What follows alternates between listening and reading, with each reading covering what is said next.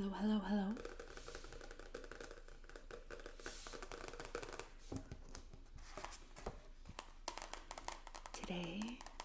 Tonight, whatever it is for you, I am reading more scary stories to tell in the dark. Halloween is just around the corner, so I thought this one would be these 3 books. I'm actually doing all 3 of them, so check out the other videos if they're out. I thought these would be fun to do. They're my favorite short horror story collections of all time, including as an adult. I obviously read a lot more adult horror than I did at 10 years old or 9 years old whenever I read these the first time. But these books started my love for horror.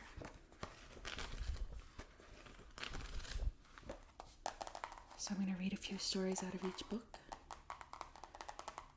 and I hope it's relaxing for you. Please like, comment, subscribe, all those fun things. And let me know if I didn't read one of the stories that you like. I might go back through and read more.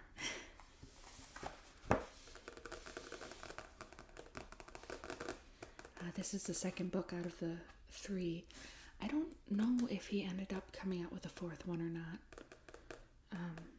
But when I was a kid, it was just the 3 of them. And I'd check them out from the library all the time. But this is written or collected. The stories are collected and rewritten by Alvin Schwartz. And all the drawings are by Stephen Gamble. Stephen Gamble. I have spooky nails for the season. Little focuses little bats on them. But yeah, I'm going to get into the second book and read some stories for you.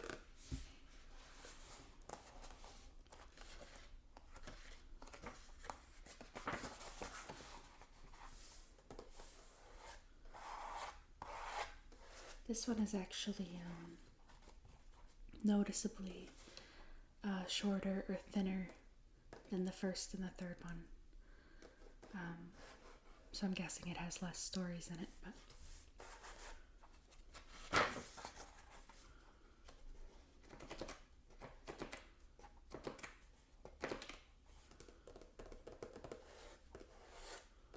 this one came out in 1984, so that would have been 3 years after the original one came out. I wonder if it was really popular when it originally came out as well. I love these drawings. So does every other person in the world, I'm sure, that's read these books. First chapter is who has. Who has. That's also a common vernacular expression I use for lady bits, the hoo-ha. These scary stories will take you on a strange and fearsome journey, where darkness or fog or mist or the sound of a person screaming or a dog howling turns ordinary places into nightmarish places, where nothing is what you expect. Oh, this must be the opening.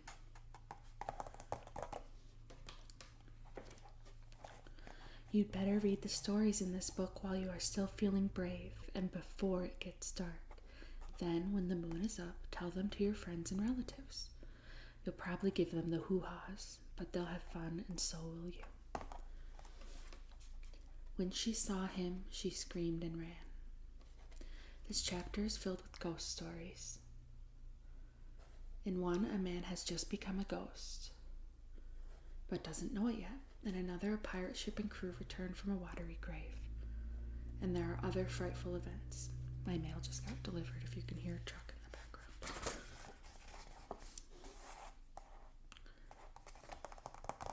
Something was wrong. This is the first story in the second book, so we're going to read it. One morning, John Sullivan found himself walking along a street downtown. He could not explain what he was doing there, or how he got there, or where he had been earlier. He didn't even know what time it was. He saw a woman walking toward him and stopped her. "I'm afraid I forgot my watch," he said and smiled. Can you tell me the time? When she saw him, she screamed and ran. Then John Sullivan noticed that other people were afraid of him.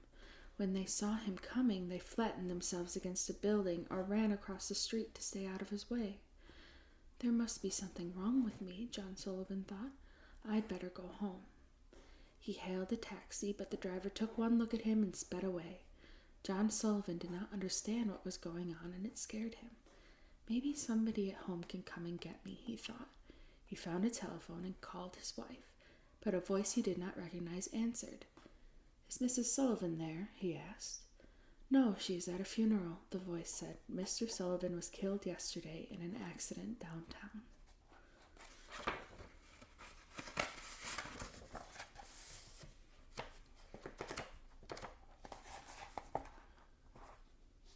The Wreck. I really remember liking this one as a kid. Fred and Jean, I think that's Jean, Jeanne, Jean, went to the same high school, but they met for the first time at the Christmas dance. Fred had come by himself, and so had Jean. Soon Fred decided that Jean was one of the nicest girls he had ever met. They danced together most of the evening. At 11 o'clock, Jean said, I have to leave now. Can you give me a ride? Sure, he said. I've got to go home too. I accidentally drove my car into a tree on my way over here, Jean said. I guess I wasn't paying attention. Fred drove her to the head of Brady Road. It was in a neighborhood he didn't know very well. Why don't you drop me off here, Jean said. The road up ahead is in really bad condition. I can walk from here. Fred stopped the car and held out some tinsel. Have some, he said. I got it at the dance. Thank you, she said. I'll put it in my hair, and she did. Would you like to go out sometime to a movie or something? Fred asked. That would be fun, Jean said. After Fred drove off, he realized that he did not know Jean's last name or her telephone number. I'll go back, he thought. The road can't be that bad. He drove slowly down Brady Road through a thick woods, but there wasn't a sign of Jean. As he came around a curve, he saw the wreckage of a car ahead. It had crashed into a tree and had caught fire. Smoke was still rising from it. As Fred made his way to the car, he could see someone trapped inside, crushed against the steering column. It was Jean. In her hair was the Christmas tinsel he had given her. I don't know if you can see it in the illustration, but it looks like there's a little face screaming from the woods. One Sunday morning.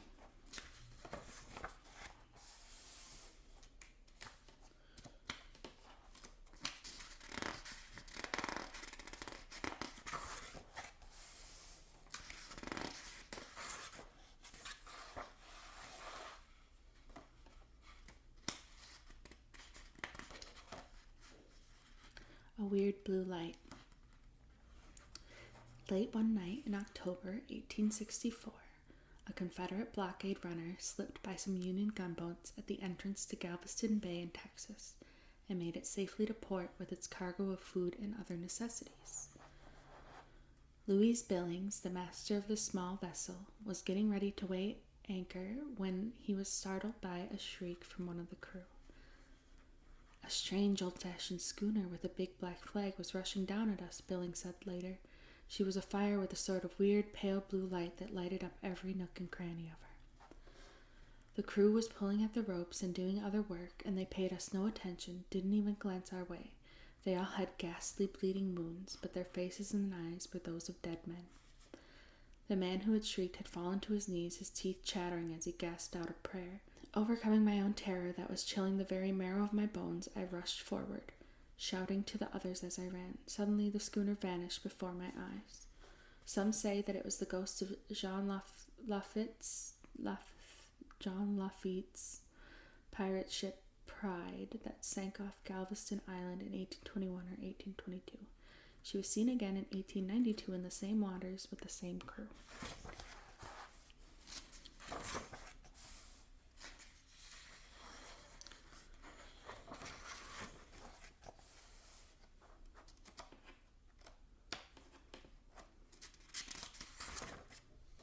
The Little Black Dog. Billy Mansfield said that a little black dog followed him wherever he went. But he was the only one who saw it, so people thought he was kind of crazy. To drive the dog away, Billy was always hollering at it, throwing rocks at it, but the dog always came back. The first time Billy saw that dog was the day he fought Silas Burton. Billy was just a young man then, but the Burtons and Billy's family had been feuding for years. When Billy saw Silas riding toward him, he went for his gun and Burton went for his. But Billy fired first. He hit Burton in the back, knocking him from his horse. Burton's horse ran off and his gun fell where he couldn't reach it. He lay there on the ground pleading with Billy not to kill him, but Billy killed him anyway. Burton's little black dog was with him when he was shot. The dog kept licking Burton's face and barking and snarling at Billy. In his anger, Billy killed the dog too. There wasn't much law enforcement in those days, so Billy wasn't arrested.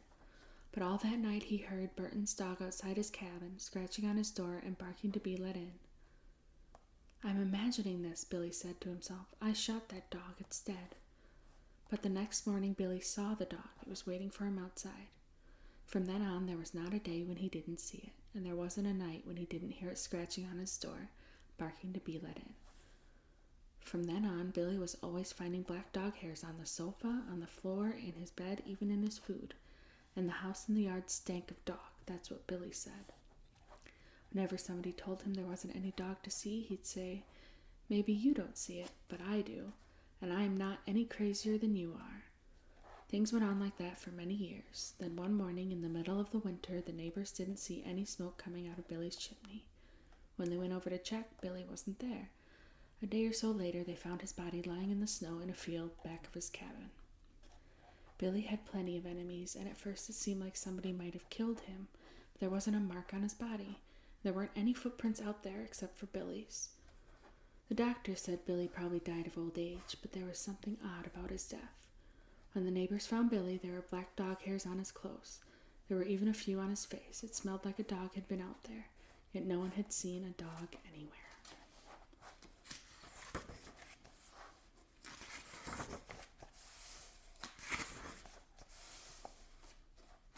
She was spittin' and yowlin' just like a cat.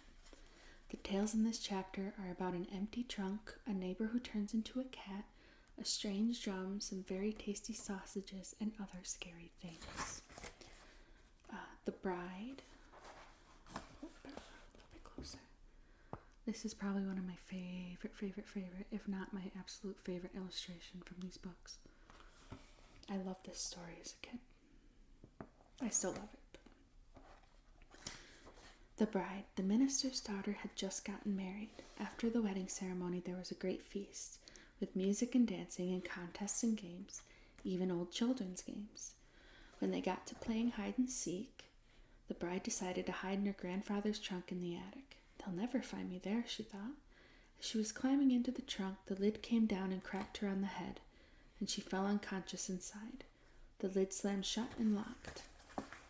No one will ever know how long she called for help or how hard she struggled to free herself from that tomb. Everyone in the village searched for her, and they looked almost everywhere, but no one thought of looking in the trunk. After a week, her brand new bridegroom and all the others gave her up for lost. Years later, a maid went up into the attic looking for something she needed. Maybe it's in the trunk, she thought. She opened it and screamed. There lay the missing bride in her wedding dress, but by then she was only a skeleton.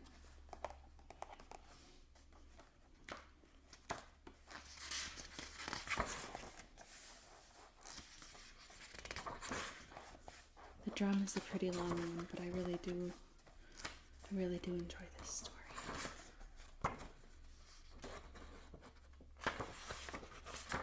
It's very sad. Okay.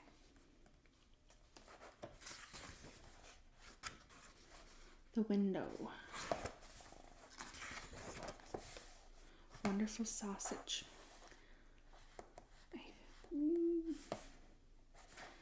Okay.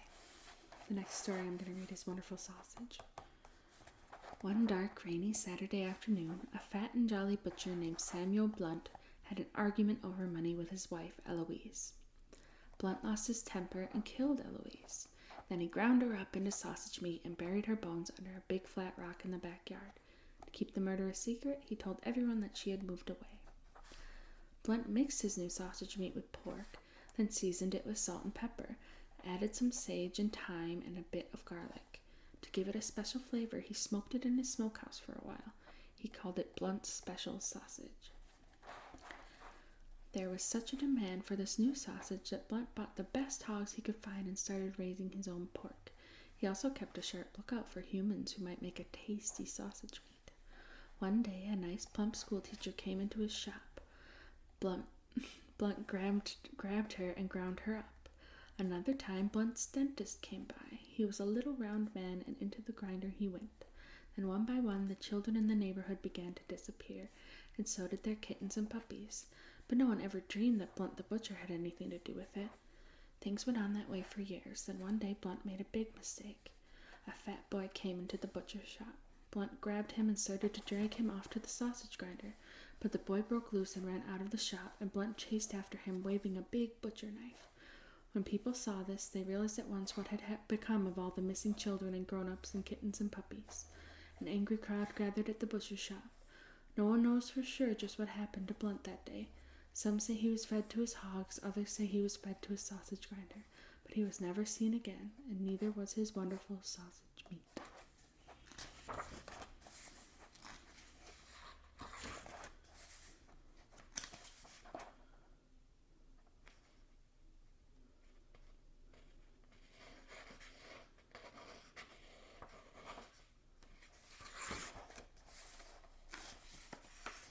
When I wake up, everything will be all right.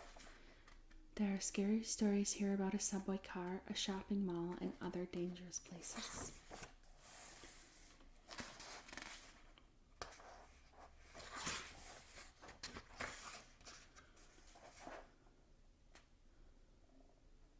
Susanna and Jane.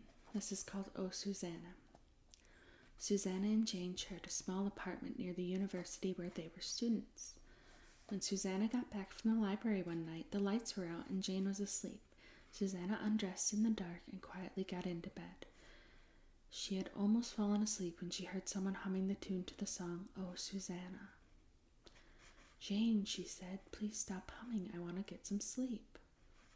Jane didn't answer, but the humming stopped and Susanna fell asleep. She awakened early the next morning, too early, she decided, and was trying to get back to sleep when she heard the humming again. Please go back to sleep, she told Jane. It's too early to get up. Jane didn't answer, but the humming continued. Susanna became angry. Cut it out, she said. It's not funny. When the humming still did not stop, she lost her temper. She jumped out of bed, pulled the covers off Jane, and screamed. Jane's head was gone. Somebody had cut her head off. I'm having a nightmare, Susanna told herself. When I wake up, everything will be all right.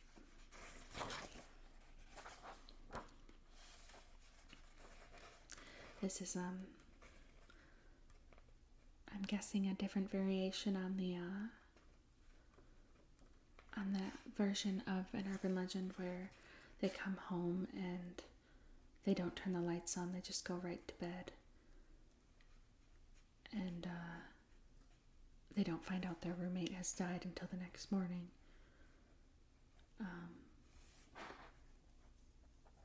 And they look at the wall and it says, good thing you didn't turn the lights on, or something like that. It's been a while since I read that one.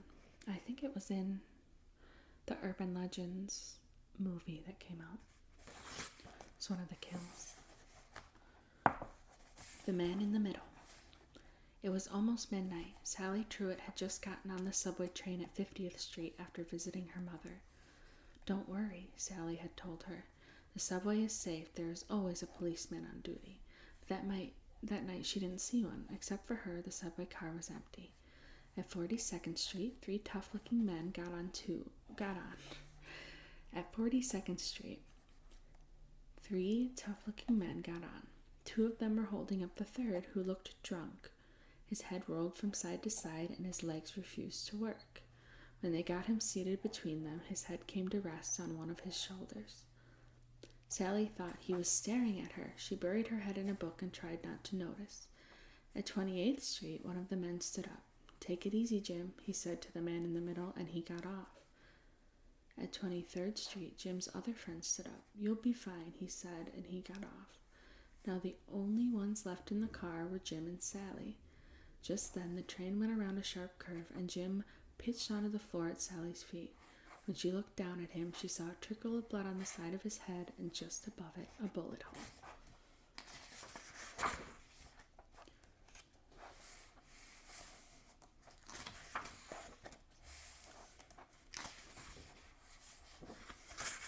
The bed by the window. This was definitely one of my favorite stories in these books. The three old men shared a room at the nursing home. Their room had only one window, but for them it was the only link to the real world. Ted Conklin, who had been there the longest, had the bed next to the window. When Ted died, the man in the next bed, George Best, took his place, and the third man, Richard Green, took George's bed. Despite his illness, George was a cheerful man who spent his days describing the sights he could see from his bed. Pretty girls, a policeman on horseback, a traffic jam, a pizza parlor, a fire station, and other scenes of life outside. Richard loved to listen to George, but the more George talked about life outside, the more Richard wanted to see it for himself. Yet he knew that only when George died would he have his chance. He wanted to look out that window so badly that one day he decided to kill George. He was going to die soon anyway, he told himself. What difference would it make? George had a bad heart. If he had an attack during the night and the nurse could not get to him right away, he had pills he could take. He kept them in a bottle on the top of the cabinet between his bed and Richard's. All Richard had to do was knock the bottle to the floor where George could not reach it. A few nights later, George died just as Richard had planned he would. And the next morning, Richard was moved to the bed by the window. Now he would see for himself all the things outside that George had described. After the nurses had left, Richard turned to the window and looked out, but all he could see was a blank brick wall.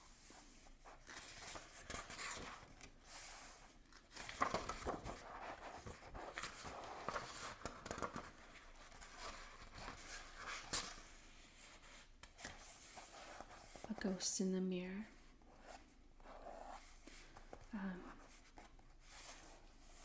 This is a scary game that young people sometimes play, trying to conjure up a ghost in their bathroom mirror.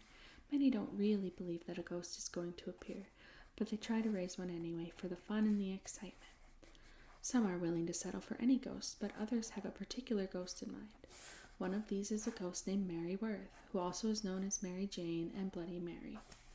She is the heroine of an old comic strip, but some say she actually was a witch who was hanged at the infamous witch trials in Salem, Massachusetts in 1692.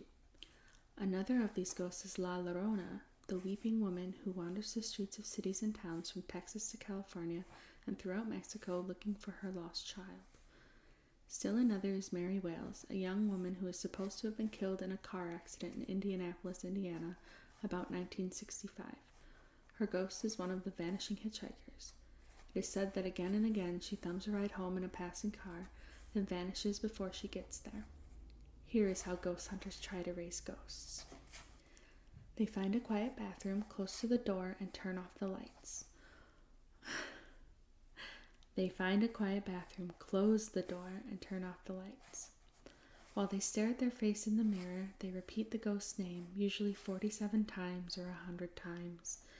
With Bloody Mary, it's just 3 times in a row, unbroken. If any ghost will do, they say any ghost in place of a name.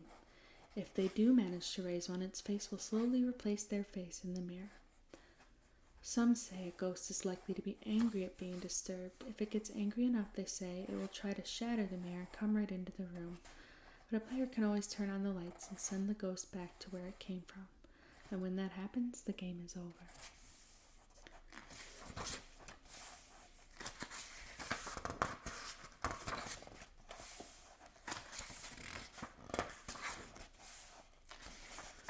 The Last Laugh. These stories are scary and funny.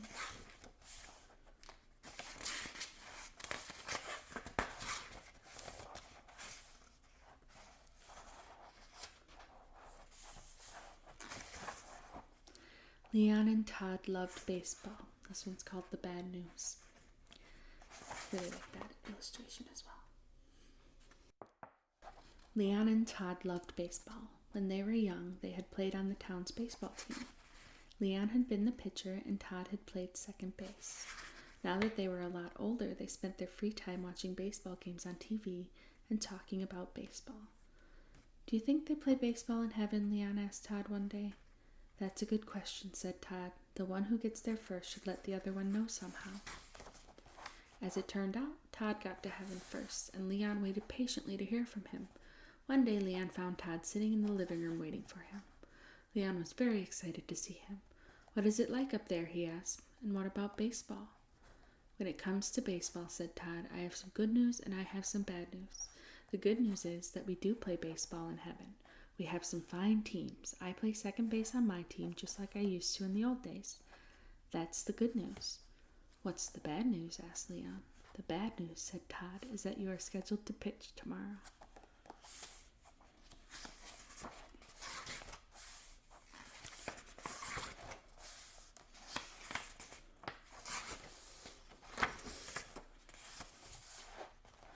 A woman came to the funeral parlor to see her husband's corpse. "He did a good job," she said to the undertaker. "He looks just the way he always looked. Except for one thing. My husband always wore a brown suit, but you have him dressed in a blue suit." "That is no problem," said the undertaker. "We can easily change it."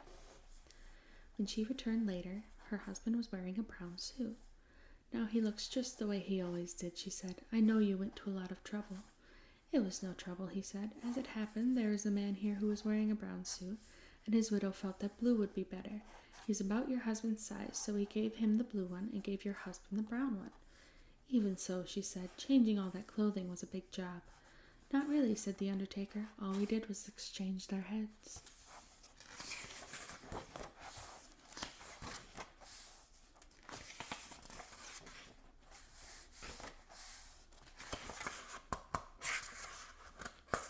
And that's it. That's the last story of the book.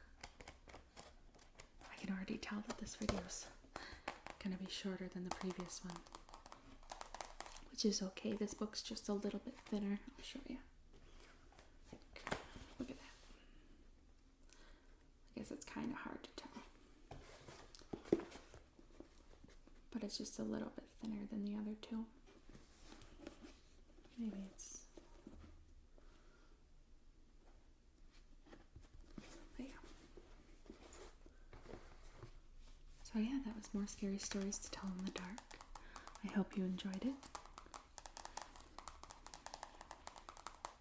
And the third book will be coming out soon, so thank you for watching. Have a great day.